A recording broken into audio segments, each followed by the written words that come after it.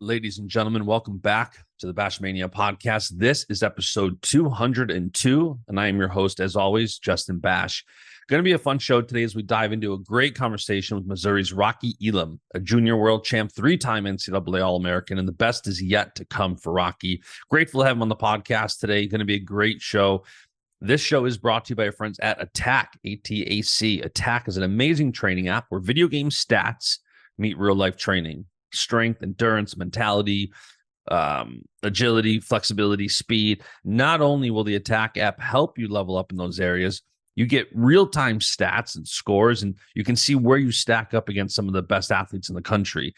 Attack was built by wrestlers for wrestlers, but it's so good you're starting to see a lot of football players and other athletes really dive into the app as they gear up for the upcoming season and look to level up. Be sure to follow Attack on social. They're atac.app, and be sure to tag them once you download the app and get your scores. Download the Attack app in the Apple app and Google Play Store today. Follow them on social. They're atac.app, and be sure to tag them when you share your scores. We are back, episode 202 on this warm summer Monday. Junior world champ, three-time NCAA All-American, Rocky Elam. How are you, man? I'm doing good. Just had a pretty laid back summer, just been training pretty much. And not much, just a lot of traveling. It's funny because everybody likes to say how wrestling is year round, and it is, but there is such an off season and we are in the thick of it. Like the difference, like it's crazy. Yeah, it is. I mean, I guess people would say that because, everyone's always training. It's not like there's like a off time where people aren't training, but there definitely is like an off season portion where it's a more, laid back time of the year. And I think that's needed, especially in a sport like wrestling, when we have literally the longest season, I'm pretty sure, out of any other sport, So, and it's obviously the most physical. You're always making weight and, it's just very, very taxing on your body. So, I think it's good that we have that off season, and not only benefits you just taking time off, but also you get to kind of just tap on the brakes a little bit, slow down, really focus on what you want to get better at, what you're preparing for that next season, as opposed to it just being a freaking grind all the time. Looking forward to the next competition. It's just nice to have some time to slow down and focus on technique. How much do you stay in that same training regimen, whether it's eating, whether it's working out? Like, how much do you veer from like what you're doing in the height of the college season? Yeah, so we have we just got done with our summer training this past week. So we were lift 3 days, we were wrestle 4 days, and conditioning twice a week. And then we just have the weekends off. So we're pretty much, have a full training schedule throughout the summer. But like I said, it's also a thing where the coaches, they're going to let you, go off and do a camp for a week, or, go home, or, because you're still training at that time, but you have an opportunity to make some money, spend time with your family, even go on vacation for a little bit here and there.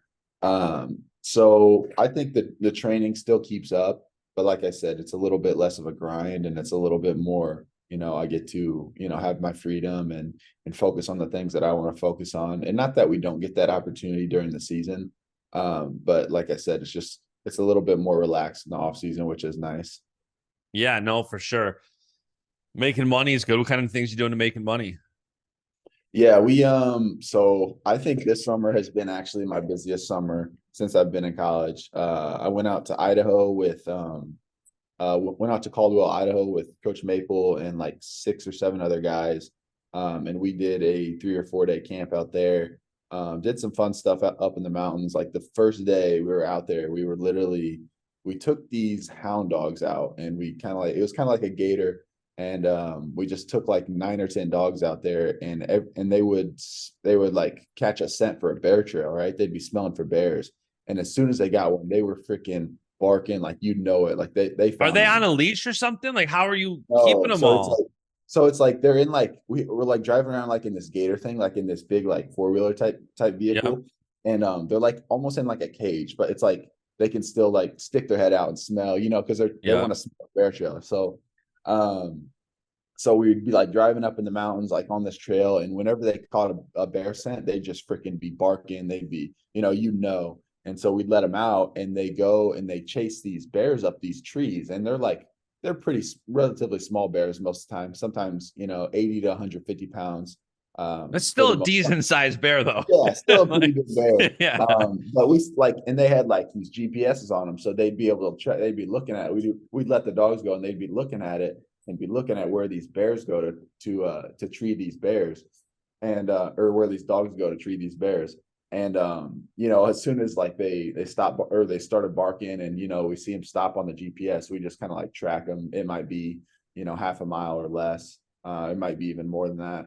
And we would just go up there and freaking just like look at the bear. And I'm like, all right, so what are we gonna do now? Like, we just gotta look at it or what? But sometimes like if it's a good one, they'll get them. But it was just fun to go look at them. It's like the bears are like real timid up there, and they won't come down until you leave. So it was pretty fun. So that was my first trip out there, or my first kind of big trip for the summer. That was in mid-June. And then towards it was beginning of July, we went out to Montana, and that's where my coach Todd is from. He's from Bozeman, Montana. So we go out there to do a camp, and I've been doing that ever since I was a freshman. He's always, set up the camp so a lot of guys can go out there and kind of experience where he's from. And it's really God's country out there, out in the mountains. And Montana is one of those states. It's like, I'm pretty sure it's like smallest population size per capita or something like that. It's like most landmass with the least amount of people. That's the blessing right there. Exactly. That's what I'm saying. I was just being out there. It's like, oh my gosh, it's so refreshing. I can't even emphasize it enough. But yeah, we were out there for like 9 days this summer. So that was like a big chunk of drive for me. It was just being out in Montana. But luckily we had like 12 guys out there, and it was like, we were able to get workouts in whenever we wanted. We took a hike up in the mountains, camp for a night. So that was another big camp, and then just went up to Bettendorf, Iowa in mid-July, and just had a quick 1-day camp up there. And then, besides that, like our team camp. So been doing camps here and there, but pretty much wrapping up with them. Yeah. It's I just had Bo Bartlett on, I had David Carr on, and it feels like, we're getting closer to the start of the season. We're obviously still a couple months away, but it's that time that people seem like they really start dialing in as, once the college like classes and all that starts, that's when everybody seems to really start honing in, dialing in on the upcoming season.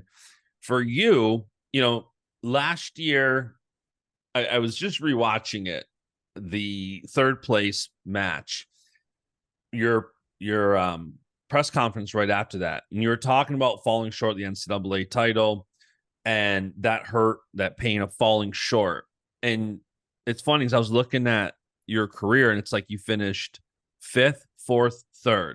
So naturally, if that's a pattern, this year is going to be runner up, but the next year you're going to win.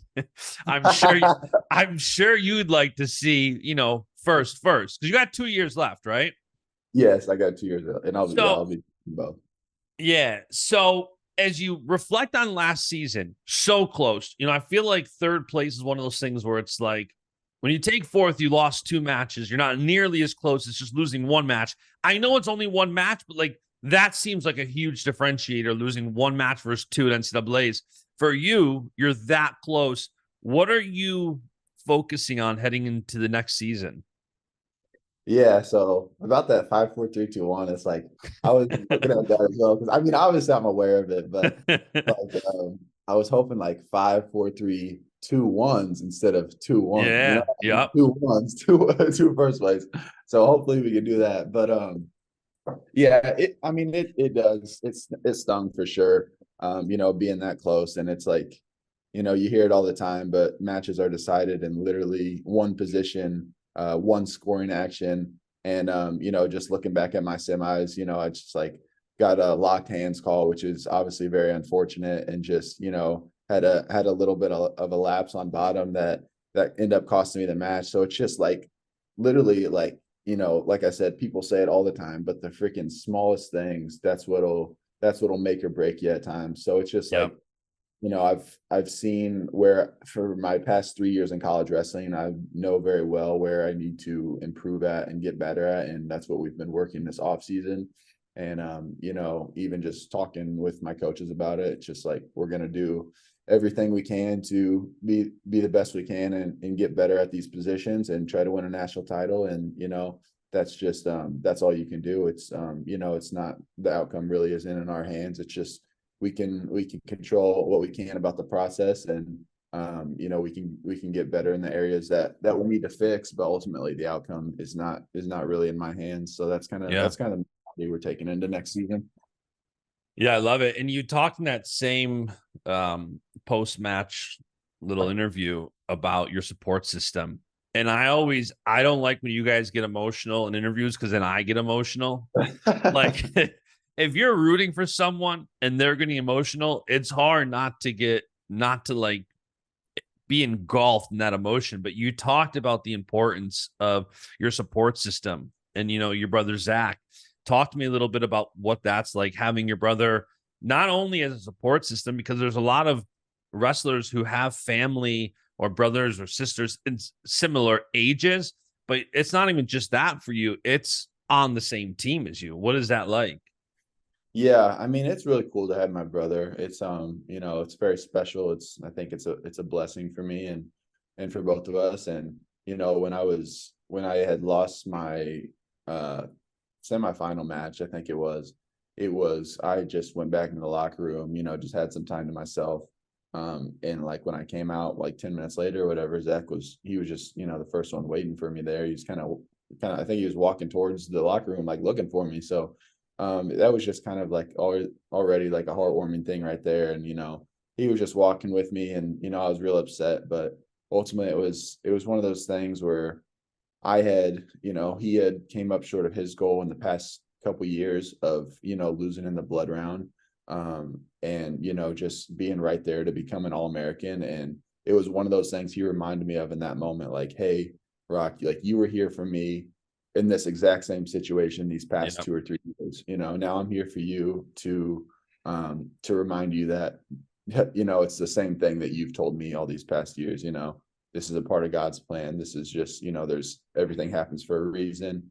We're going to be all right. Just moving forward and just little things of encouragement. And, it's just like that makes a bigger impact than I think some people think, especially when you're down at times like that. And, just getting, messages from people close to me. It's like that I don't know, for me, that's always been something that's been really helpful and just encouraging, small nudges of support like that. So. Yeah, and it's crazy because last week had David Carr on, and we were talking about how when you understand the bigger perspective, when you understand the bird's eye view of everything, and your trust is in God, it's nice when you go through something and like this sucks, but God's going to use this to minister to somebody else. And then when you have that moment where it's like you're able to say, like, yeah, I've been there, or your brother's able to say, you were there when I lost. Like, that's a super cool thing that I think helps navigate those highs and lows. Talk to me a little bit about how your faith has really helped you in your career. For sure. That's like, that's been the biggest thing for me. Absolutely. Especially since I've gotten into college, it's always been something that I've had a foundation in my whole life. And that's what I'm, again, thankful for, my family raising me in the faith and things like that. But it's something that I really started to, deepen my relationship with Christ when I got into college. And it's something that I've never really looked back ever since, it started. It's something I've always wanted to pursue more and more and make more of the center of my life, as opposed to just, idling in my faith. But I would say, for the national tournament, my prayer really was not to just win the tournament. My prayer was more, okay, I want to become closer with Christ through this event, whatever that might look like. I didn't really know. I was saying, I'm going to do my best, but ultimately I just want to deepen my relationship with Christ and become closer with God through this tournament. And like I said, whether that meant me winning or losing, and I knew I was going to glorify him on a big stage. And I think most of God's work that we do in our life is things we don't even realize. We're touching and reaching other people and we don't even realize it. And that's something that I saw, I guess, when I was young. And even now, when I look when I look to other wrestlers, or when I look to, other people in their faith, I realize, this person doesn't even realize how much they're making an impact on me. Right. and those around them. But I think that's sometimes the biggest impact we make is when we don't even realize it. So really that just really motivates me to trust in God's plan, no matter what it is for me, based on an outcome or based on what's going on in my life, whether it's a struggle, whether it's, something to do in wrestling or my relationships in my life. I'm just always trying to glorify Christ. And, that I think that means more than just, like glorifying him to others. Like I said, that's a big part of it. But I also think just when you simply come to pray to him before a match, that honors him. When you are doing it Yep. because you want to, because you're in relationship with him, that honors him. You glorify him in your relationship with him, but also to others. You know what I mean?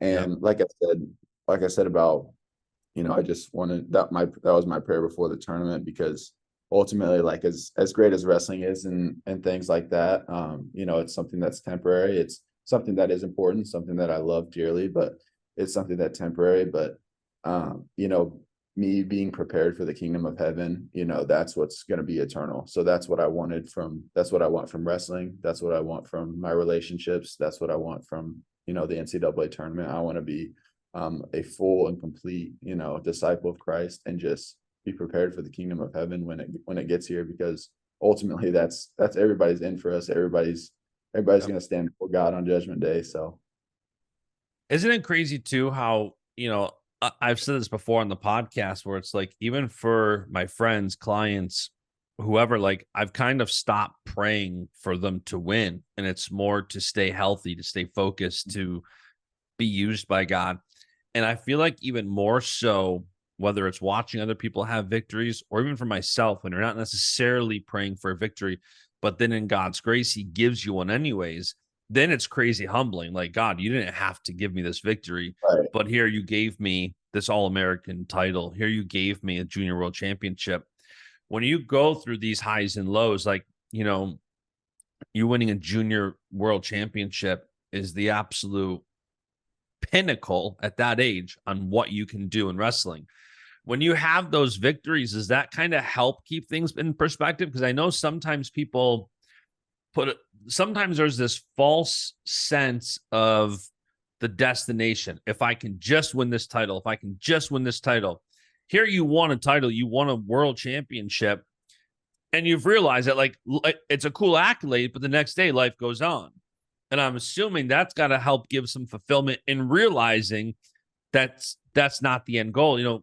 Brandon Slay, he says it best, but there's a greater goal. All these accolades are great, but for you, when you've had the success of a world title and you've had the NCAA losses where there's no doubt you want those, has that kind of helped keep a balance there for you? Yeah, it definitely has. And like, I'd say I'm more thankful for my losses than I am my wins, because when I look back at it, I know my losses is what's made me humble, what's developed my character, and, what's made me into who I am and guided me on the right path, really. When I look back at my wins, yeah, those were great and those were exhilarating. But, if I said, okay, here I'm a, 3-time national champ. I won every state title in high school. I never lost at Fargo, stuff like that, that people actually accomplish. It's like, I wouldn't want that, honestly. I wouldn't want all those accolades, because I know what my losses have done for me is far, far greater than what a win could do for me. And,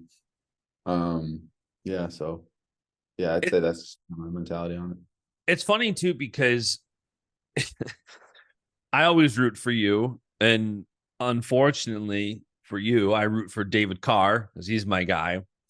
And very similarly to him, you guys both won a Big 12 title, beating the guy you'd both have one loss to at NCAAs. I didn't even realize that. That's really true. So I was looking at your wrestle stat, and I'm like, man, he beat Tanner to win a Big 12 title, and then lost to Tanner, the lone loss in NCAAs. And That's Carr, obviously beat Keegan at Big 12s and then lost to Keegan at the NCAAs. Similarly to kind of what you're just talking about, what do you take away from these losses when it's something like that, where you and Tanner are obviously two of the best guys in the country? There's no doubt about that. And you had a close win over him in Big 12s, and you have a close loss to him at NCAAs. When you look back on that, is it trying to, when you're like neck and neck with somebody, same thing with Carr and Keegan, like they're right there wrestling multiple times a year. Is it just you trying to become a better wrestler? You said there's things you got to work on, bottom, whatever. But next year, I'm assuming you're not just, Tanner announced that he is coming back for his 6th year. But I'm assuming for you, it's not, okay, this is how I can specifically beat Tanner. This is how I can be a better wrestler. And in the process, I'll beat Tanner. Yeah, exactly. I mean, that's pretty much the mindset. It's not, I'm not ever focused on one specific person. I know along with Sloan, there's going to be a lot of other tough guys coming to 97 next year. So I'm just looking forward to the challenge itself, because I know that's ultimately, what's going to make me a better wrestler. And, in turn, if it's going to make me a better human, then that's what I'm there for. It's not like I'm never gonna, look for an easy route or just say like, oh, this is my chance this year because it's there's nobody in the weight class or something like that. I'm not really looking for the title as much as I'm looking for, okay, how am I going to become a better wrestler? In doing so, how am I going to become a better man? And it's just, I always remind myself why I wrestle. If I ever start to, my mind gets cluttered or whatever, I always just remind myself why I wrestle. I wrestle, first of all, because I love it. More importantly, because I want to glorify God. And I'm just truly want to be an instrument of the light for him. And it's just, I want to be the best that I can at it. So those are kind of like my 3 principles that I always come back to, about why I do it. And it's not, that with that, it doesn't entail like, okay, like I need to be a national champion before I leave college, or I need to do this or that. It's like, whatever God wills, that'll be done. And I'm just doing it because I love it, and he's going to use me for his purpose. Amen. For, I bring up Keegan OToole. What is that relationship like? Keegan, one of the best guys in collegiate wrestling, NCAA champ, junior world champ. What is it like having him as a teammate? And for you, we are in this crazy era where somebody might finish 5th, 4th, 3rd, anywhere in that realm, and think, I can now get a payday from somebody else. That's what you see happening, is like kids are having a high finish, and then whether you agree with it or disagree with it, in general, they're capitalizing on opportunity. When you have guys like Keegan and the relationships with your coaches, what is that like, and how does that play into this NIL era for you? Yeah, so I mean, it's been great having Keegan and all the Wisconsin guys in the room, because they bring just such a unique style and a unique feel to the room. And it's great because we have, Keegan and Peyton Mako and Whiting, and, being a little selfish, I kind of like that, because those are all guys that I can wrestle with. It's not like, it's not little guys. It's all guys that I can scrap with and I can learn from and ask questions to. So I've learned so much from all those guys, and they just have such a unique feel for wrestling. And it's been something that I think that's an area that I've really improved as I got into college, is some of the style they like to wrestle. But yeah, just like I said, they have a very unique feel. But as far as like the NIL stuff goes, I know like Keegan he doesn't really, he's very against like, going somewhere for money. You know what I mean? Yeah. He's very against like paying people just or paying wrestlers, buying your talent pretty much. He even talks about, he's like, man, all these freaking schools that are getting people because they're buying people. It's like, yeah, it's going to be harder to compete with them, but we're just going to have to see our way through it, and focus on what we can control, and just focus on what we're doing in the room. So, and it's like Coach Smith wants to support us. It's not like he's leaving us in the dust, and then but he definitely wants to build up an NIL program, and that's been something he's been working really hard at this past summer to support us. But it's not like we're not just getting boatloads of money for no reason. It's like we're earning our money and stuff like that. And I think nobody in the team, I sense, is like, okay, I'm there. Nobody's going to hop in the portal, or nobody's wants to go somewhere for money. It's pretty much we're all sticking to our guns. Do you guys have like talks internally? Like, I got to imagine when you have the talent you do, that there's an aspect of fear, like my teammate's going to get poached because he's really good. Have you guys talked about that where it's like, I'm not going anywhere. You better not go anywhere. Like, we're in this together. Don't you go get poached. Right. I have thought it has crossed my mind, but for whatever reason, I'm just like, our guys are staying here. Like, I just have that feeling. You know, like, even if something did happen, I would be like, that would surprise me. You know what I mean? Because I would just because I just feel like, you know, everyone's kind of committed to this process right now that we got going on with all our starters, or I'm sorry, all our All-Americans coming back. It's like, and you know, it's just, I don't get the sense that anybody really wants to leave, which is good, because, you know, I've talked to guys from other teams and they're like, man, we're freaking swamped right now. Like, everyone's, you know, nobody's motivated. Like, everyone's kind of, you know, down the dumps because, you know, some guys are getting poached, just like you were saying. Yeah. And it's been a blessing that we haven't had really any of that. So and we, you know, on the contrary, we really haven't bought anyone either. So it's like, you know, I think Coach Smith he likes to, you know, do things very ethically, which I respect. So yeah, and again, this isn't a knock towards anybody who does transfer or who does take a deal. Like, I'm not in that position where if I was a really good wrestler and I have an opportunity to, whether it's get better with another coach or whether it's get a payday, it is what it is.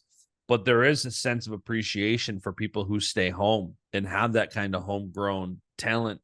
You know, Shane Sparks put up at the other day, like, what's going to happen next? 10 All-Americans, or a team has 6 finalists or 6 champions. And I was texting him, like, I think the bigger question is, when that happens, will it be homegrown or a Yankee style team? I like the parity in college wrestling. I like, some of these Penn State fans want every single high profile transfer. I'm a Penn State fan, but I like the parity. I want people to have, like, go through the farm system, get recruited, come into town, get better there. I like that. I have no desire to be a fan of just watching a team become an all-star team. It's very boring. I've said this with a couple of the Penn State guys. I've asked their opinion. Like, is it, and I think Bo Bartley and I talked about it on here. Like, it's more fun to root for a close team race and for team titles as a fan or not. Like, having a team title decided the night before is very boring for the sport overall. Right. And speaking of team titles, long way to segue into the fact that NCAA's next year in your backyard. Yeah, for sure. I'm pumped about it. It's in Kansas City, Missouri. What's your thoughts on that?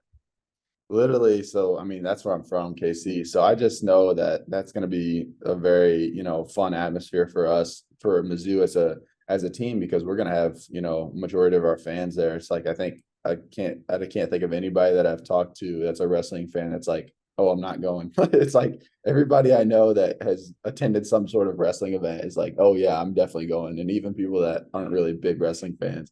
So I think that's going to be like just a really good atmosphere for Mizzou as a team. And, you know, there's some sentimental value there being in KC. That's literally, you know, where I've grown up and dreamed about, you know, national tournaments, and just to go back, it would be, you know, just a great experience to just go and do well at it. And so stuff like that. But, you know, talking about, I guess, about the NIL thing, it's like, I think there is incentive for wrestlers to go other places and stuff like that when there's, you know, money involved. And like I said, I think it's better to just stay home, and just like you were saying. But it's kind of funny how, like, it's different when it's looked at like a coach and a wrestler, you know what I mean? So if a coach gets an offer somewhere for like more money, or, you know, something like that, just like a better paycheck, it's like, okay, that's like that's okay for them to go there. But like when a wrestler does it, it's like, it's kind of frowned upon. So it's just something I've noticed. And, you know, I'm not saying it's right or wrong, but it's like, if you're getting that big payday, that I could see how that would be hard down. But just like you were saying, you know, I do agree. I think it's better to, you know, stay home, and especially if you've been there for so long, and just kind of stick it out. Yeah. Another fun thing about next season, 3-point takedowns. What's your thoughts on it? Yeah, that's it's definitely a topic of discussion we've been talking about in our room. You know, I've thought of some scenarios, and I'm sure I'm gonna obviously learn about them once the wrestling season starts, and be like, oh, I see that this is, another scenario that is come in effect because of the 3-point takedown. But ultimately, I mean, I see that it's kind of all relative. You know what I mean? It's like I think the biggest thing that I've thought of is like, okay, if you take a guy down, let him up, take him down, and then you finish out the period on top, you're up 6-1, which is in my mind crazy. But then you think about it again, like, how's it different than 4-1? I guess with the escape, it is a little bit different. Just because he can't get an escape and then take down and tie it up, you still got that. You still have 1 point. You're still ahead by 1. But like I said, I think it's just going to be stuff that I'm going to have to really like play with and like really hone in to watch this season. Because I watch all of our duels. It's like, I know some guys will just, sit back and not watch, but I really enjoy watching wrestling. I think it helps me learn even before I'm about to wrestle. And I'm like, I learned so much from it. So I think it's something that I'm going to have to get used to and really just learn about. But I think if it's benefiting neutral wrestlers, that's good, because that's where I like to wrestle, from neutral, Yeah. and top. Random point. There's always Missouri and Big 12 talk. Missouri's kind of bounced around, I believe. Colorado, just a random talking point. Colorado's going to the Big 12. Deion Sanders had a large part in that. Can we get a Colorado wrestling team? I agree. I feel like that would just be amazing. That would be great. I think I've thought of a lot of teams I would want to see in, like, with the wrestling program. And I think Colorado would be great. I also think Texas would be great, because I know Texas needs a program. Texas is big time. Texas is a huge wrestling state, and they're a great wrestling state. There's a lot of great wrestlers that come out of Texas. And we have some Texas athletes on our team. I'm like, man, they freaking need a program. Like, University of Texas is a perfect place. And then like Georgia, I think, would have a great program. University of Florida, even like some of like the other schools in Texas, A&M, or just stuff like that. I'm like, man, I'm just like thinking of all these places. And like LSU, they used to have a great program. Like Coach KJ, he used to tell me like about his time at LSU, and they were like first or second in the nation or something, and they dropped their program, and he's like out of nowhere. So that's when he went to Iowa State and finished his career. But it's just like there could definitely be more programs down south, I feel like. We definitely, if nothing else, but to get NCAAs there, we need a South Florida team. Yeah, for sure. We need a school in South Florida. Like Miami, the Hurricanes would be sick. Yeah. Like, imagine the Hurricanes wrestling team. That would be awesome. I think about it because, I mean, we're in the SEC. Like, Mizzou is in the SEC. Yeah. And obviously there's no other teams in the SEC with a program. So I'm sitting here thinking, isn't that why Missouri's in the Big 12 championships? Exactly. That's why we had to find a new conference. That's why we hopped around from Big 12 to MAC. Now we're back in Big, which is good. But it's like, man, I mean, these SEC schools, they're the richest, some of the most rich schools in the country. You know what I mean? And they could definitely afford programs, but sometimes they just decide to allocate their money elsewhere. But I'm just like, I see all this opportunity as a wrestler, Well, even, you mentioned like the SEC schools and how good their football teams are. Imagine Georgia, Alabama, these schools with wrestling programs would be incredible. Yes, sure. So switching gears a little bit, we talked about college wrestling. I want to talk freestyle a little bit. Olympic year coming up. Obviously, you are a junior world champion, which is super cool accomplishment. If you need anywhere for your world championship belt, I am making request, because I want to have like different guests and their like belts and trophies and all that stuff on my wall. Wow. So I believe David Carr has said the next one he wins, he's sending to me. That's awesome. So for you, thoughts on the upcoming Olympic year? Yeah, as long as I'm good and healthy, I'll be competing in it. I'll be going 97 kilos, just because it's probably too far down to make 86. But it's good because in the summertime, just like right now, this is when I start to grow a little bit. This is when I start to put on some weight and stuff like that. So as long as I'm healthy, that's kind of the reason I took off this summer, was because not only do I want to, make sure my body's healthy, but I want to go into this next national tournament, Kansas City. And, I really want to have my best performance. So that was it was just my focus to focus on folk style wrestling and get my body right this year. But, look forward to, wrestling a lot of top guys. I'm sure, obviously Snyder and Cox are going to be there, but I'm sure there's going to be a lot of other top guys, that were at 92 this year and that are in college. So, like I said, that's, it's just another thing. It's just part of the process. It's something that I want to have challenges there. And I know for sure I will. And I want to, just be able to grow as a wrestler and become closer to God through. It's just, it's no different. Just because it's a bigger event doesn't mean I take a different approach to it, whether it's, some small duel that we go to or the national tournament or the Olympic trials or whatever. It's really the same approach. And like I said, just, I know why I do it. So. Have you you and your coaches planned out this upcoming year? I know some wrestlers want to wrestle less matches to kind of stay healthy for April. It's obviously it's always funny, like when the open rolls around and you have college wrestlers, yourself included, that are great at freestyle that don't wrestle because they're coming off a grueling college season where you're wrestling 20, 30 matches a year. And there's also, this is an interesting year because I think it's top 3 at NCAA's qualify for the Olympic trials, but then some, are planning to compete at senior nationals to qualify there. Have you kind of thought about what the year looks like for you in regard to the freestyle side of it? So are you saying like this upcoming folk style season or like the fall? No, for the folk style season. Oh, gotcha. Okay. Yeah, I mean, we have a freaking tough schedule this year. I've looked at some of our opponents and I'm like, we're not doing a holiday tournament this year. So we're not going to have anything, around that New Year's time, which I think is good because we had a lot of guys get hurt at the scuffle last year. I mean, we freaking, like me, Keegan and Brock sat out from the starters, but I remember we had a lot of guys go and there was just a lot of guys that got hurt. So I think that's going to be a good time to just, sit back and train and make sure our bodies are healthy for that second half of the season.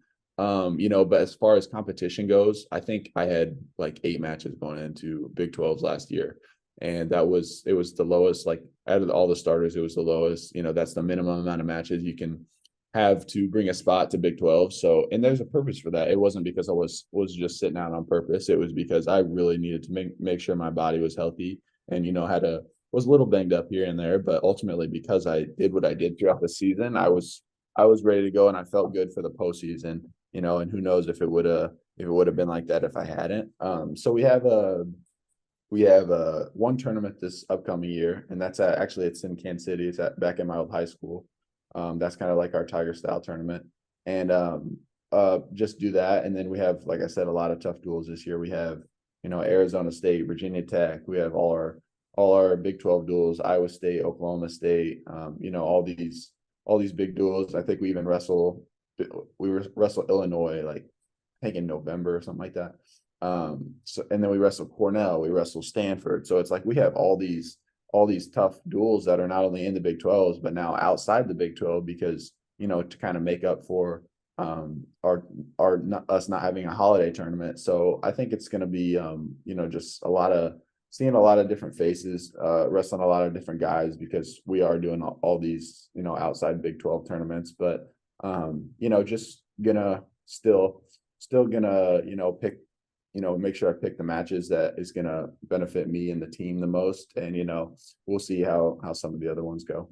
And do you know what the way the freestyle season kicks in where you might have to go to senior nationals to qualify Olympic trials? I think there's a last chance after NCAA's depending on, again, I think it's top 3 plays. Do you know freestyle wise what your season looks like planning for the trials, which is April 19th, 20th. Do you know yet what that side looks like? You know what? We haven't discussed that too much. I've thought about it a little bit, but trials you said for the Olympic Games is 18, 19, 20. 19th and 20th, of April. Gotcha. So yeah, that'll be pretty much us rolling right into it. I don't think there's not going to be a lot of time for. Does your junior world title qualify you for that automatically? I don't believe so because I think it has to be the year before. So it had to be like a world medal this year.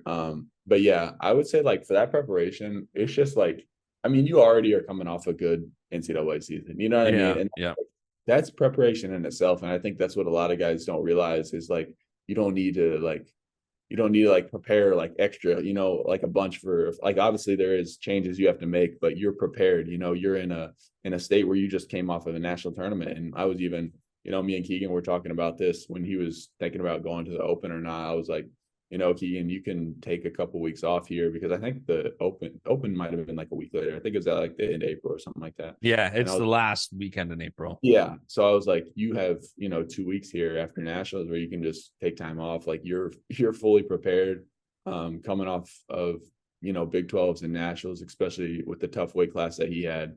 I knew that he wasn't lacking in preparation by any means. So, and, that's kind of just something we talked about, and ultimately he did it and made the national team.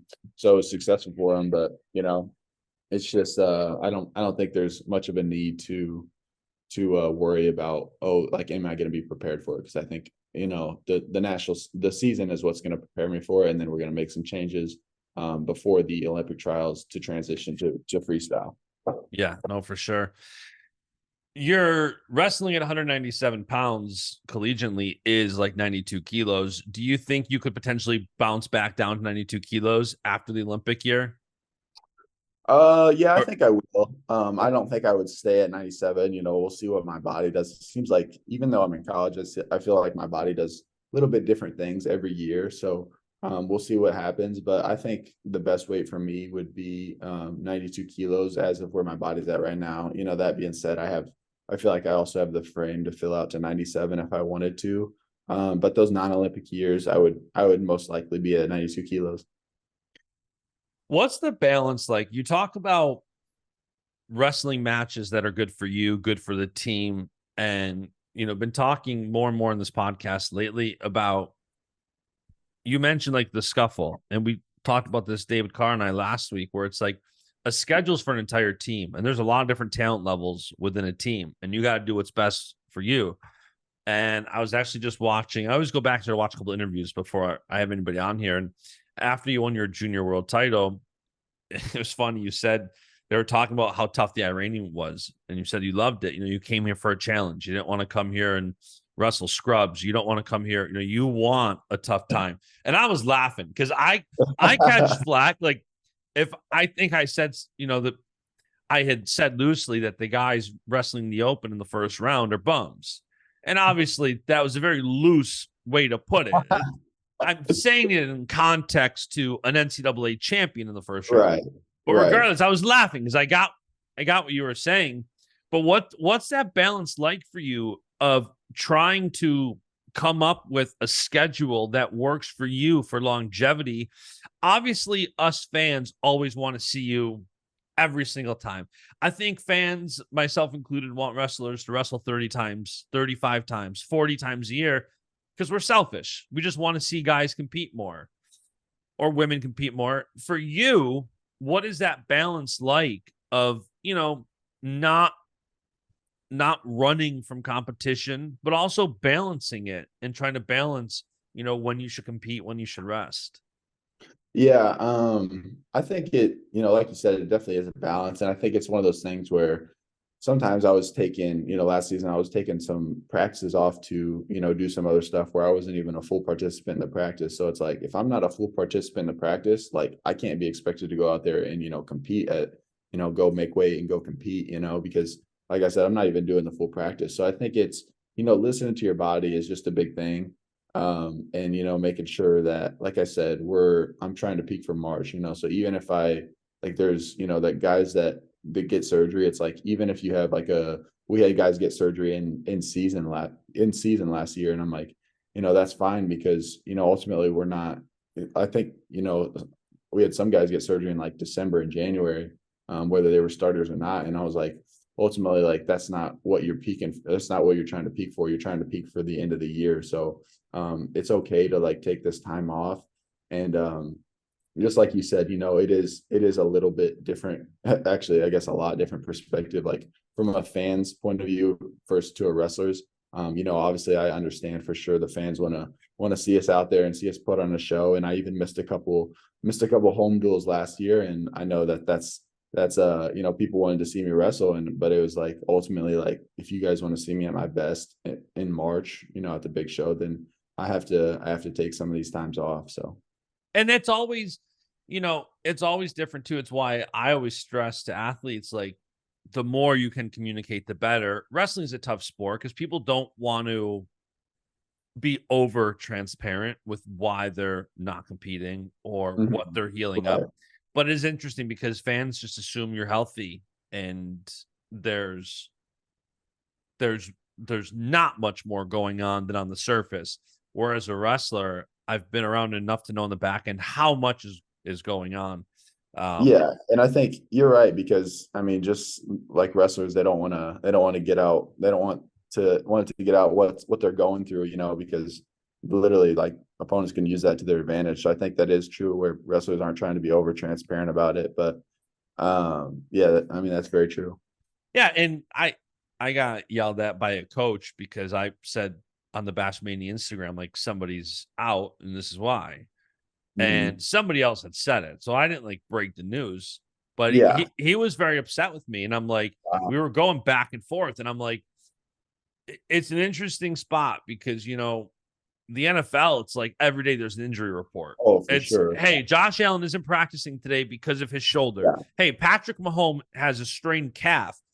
That is also different than wrestling. I get that. Where if somebody has a messed up ankle, a messed up pec, a messed up quad, whatever, it could potentially be an easy target.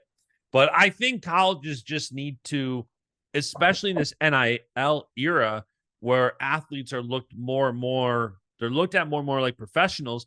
Okay, then there needs to be like PR guys within these college Yeah. programs. They're like, hey, here's how to say that you're not competing without saying exactly why. Here, like, but that takes a lot of, there's grown ass adults in their 40s, athletes in their 30s, whatever, that still don't necessarily grasp that concept of communicating. It's why so many people have PR agencies.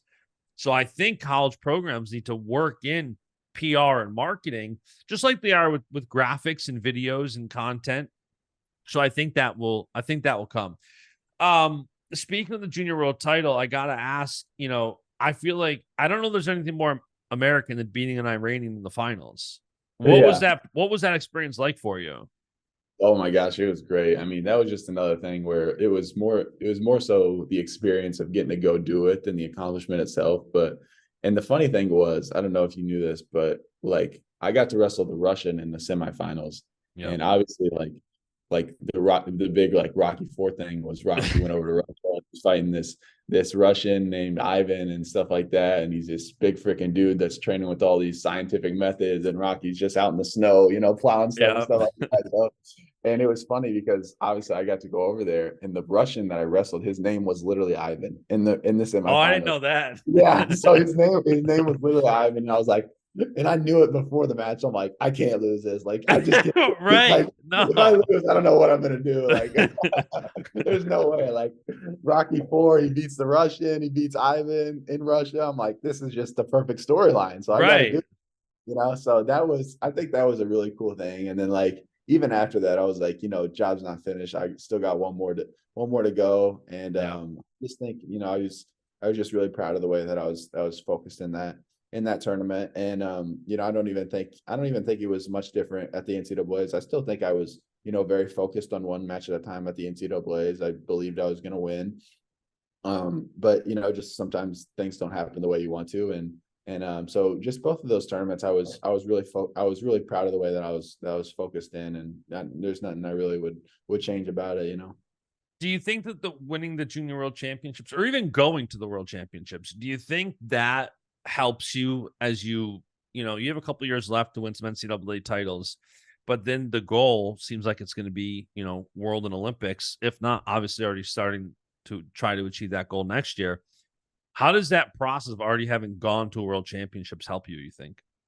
Oh, it's tremendous. I mean, even, obviously the experience aspect, even before that, before the World Championships, I had gone off to Austria with the EAP program with Coach KJ and a couple other athletes to compete in a international tournament. And, we were on our way to another tournament. And then COVID hit literally mid-March. We were on our way to Latvia and we had to turn around and go back. But just having those international experiences, I know it's a different feel. So you got to wrestle some foreigners to understand what they feel like. So I know that's going to be something that helps me moving forward. And, unfortunately, it's something I haven't been able to come back to. Freestyle isn't something I've been able to do these past 2 summers. But like I said, I think even just my training that I'm doing now is still going to translate when I get to my freestyle seasons, and it's going to benefit me. Yeah. One topic of debate on this podcast frequently is folk style or freestyle. What's your preference? I really enjoy freestyle. Like I said, that's been something that it's been really, really hard for me to not do. And Yep. it was a really tough decision, not only last summer, but this summer too, to not go to the open and not go to the age group trials and stuff like that. But I was like, man, like Coach Smith says this, and Coach Smith kind of tries to get us to focus on folk style, which I understand. Yep. But he brings up the point, like, you have this many years in folk style wrestling, then you get to wrestle freestyle for as long as you want, which, it is true. There is truth to that. As much as I want to wrestle freestyle, I think it's not only best for, what I want to accomplish in folk style, but my body, that I only wrestle 1 season per year right now. And then, I have 1 season per year after I get out of college for as long as I want to wrestle. So Yeah, your teammate OToole, he's on the U23 world team this year. That's absolutely. the U23 team is stacked this year. I was looking at it yesterday because Cooper Flynn looked like a dog this weekend in Poland, and he's on the team. Brock Hardy, Sammy Sasso, Keegan, Dustin Plotter, and Brooks. Crazy team. What are you looking forward to most? You have a lot coming up. Getting back to the college scene, the Olympic year. What do you think you're just looking forward to the most coming up? Honestly, like I said, it's gonna be really hard to beat nationals in KC. It's gonna be hard to beat that for any competition. But I would just say our home duels is something that really excites me. I think literally when we wrestled Iowa State last year, that was the most fun duel in one of the most fun competitions I've ever had. There's nothing like wrestling at the national tournament. There's no greater atmosphere. It's such a unique and cool experience to wrestle at the national tournament. But our home duels, it's almost like that same thing, just in a different way. It's just like you have everybody on your side. Freaking everybody's going crazy when there's wins and pins, and especially when it's a close duel. And just that Iowa State duel that we had, that was freaking the roof was literally off. It was crazy. It was so much fun, and just I don't know. I had a good performance, which probably helped me enjoy it. But for whatever reason, I enjoyed myself so much during that. And I think this next year we even have, like I said, we got Arizona State, we got Virginia Tech, we have, I think, Oklahoma State and Oklahoma at home. We got Air Force, and then we got some other schools. So I'm really looking forward to some of these tough competitions that we got coming up, especially at the beginning of the season, with our out of Big 12 schools. I think a little bit earlier in the year. But like I said, we go back to Tulsa for Big 12s. So that's kind of right down the road, and then KC. I'd say that's what I'm looking most forward to upcoming. Few things based on that. Number one, anybody listening right now, because of you specifically, needs to lock you in for an NIL deal for the NCAA Championships for this upcoming season. The kid who was born and raised in Kansas City, Missouri, goes to Missouri College an hour or 2 away, and is coming back home to Kansas City, Missouri to try to win his first NCAA title after 5th, 4th, and 3rd place finishes. That is a story that writes itself. Every business in Kansas City needs to be calling you. Let's do it, Bash. I'm ready. I'm sure, this podcast, it seems like it's a good healthy mix of like the Baschamania core guests or core listeners that listen to every episode. And then always, depending on who comes on, their audience listens to it. You'll share this out and your audience wants to get to know you more. Hometown people. So hometown listeners, get this kid an NIL deal coming home for NCAAs. That is just, I'm in marketing for a living for the last 20 years. That is a story that writes itself. Absolutely. It really is. Hey, and even better, I got my brother too, so we could do a Yeah. little double promotion for me and Zach. So, Yeah. There you but go. no, yeah, that would be. I need to start reaching out to some people in KC because I like to promote. Like I don't even sometimes I'm not even worried about like what they give me. I'm like I just want to promote you. Like if I It's love your fun. Yeah. right, like if I love your business and I use your product, I'm like I just want to promote you because I'm not even worried about like what you give me. But that is a storyline. That's true. Yeah, my NIL advice to athletes is always the more you post on social media about brands you love, the more you open their eyes and they go, "Oh my gosh, so and so is a fan," and they would never think like I. It happens to me with like where bigger names, MMA guys, etc., will listen to the podcast and I don't know, but then they'll DM me something. I'm like, "You listen to the show? Like that's awesome." Similarly, like if athletes are using a product, the brands don't know you love their product once you're sharing about it. What I was going to say is you mentioned Oklahoma State at home. One of your two losses last year was Luke Serber. I know you don't prepare individually necessarily, but when you see that date on the calendar, is there something to getting that match back that gets you excited? Yeah, so I mean, like you said, I don't prepare individually, but there is things that I look for coming up in that opponent, and there's things that I take away from the matches that I had with my past opponents. So, obviously that match, the match I lost at Nationals, not just those, but the matches I won too. I've looked back at those matches and, reviewed them in my mind and been like, okay, this is an area that I need to really emphasize in my training. So I think naturally, as you get better with time and as you get better with experience, you're going to be more prepared for that match because that's simply, a match that or a position I struggled in or got scored on or could have done better in. These are positions I've already, addressed in my training. So it's like I'm going to be prepared when I get there for it, And obviously that's a guy that's in the Big 12. So I think I will, and he's my age. So Yeah. not only will I see, at the duel and at the Big 12s, but that's going to be a guy that I continue to see, my whole career because like I said, same weight class, same age. So Yeah, and it was funny because, as fans, you kind of like rank people and like where it's like, oh, this guy's not supposed to lose. This guy, of course, it makes sense he lost, whatever the case may be.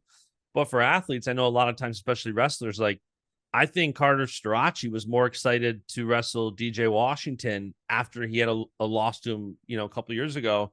He was just super excited to get that match back. And you don't always think about it. Like when you do, you only had a handful, two losses last year, and one you split matches with Tanner Sloan, the other was Luke Serber. So I got to imagine that there's a bit of like probably like, yeah, I want that one back. So I'm excited for that, man.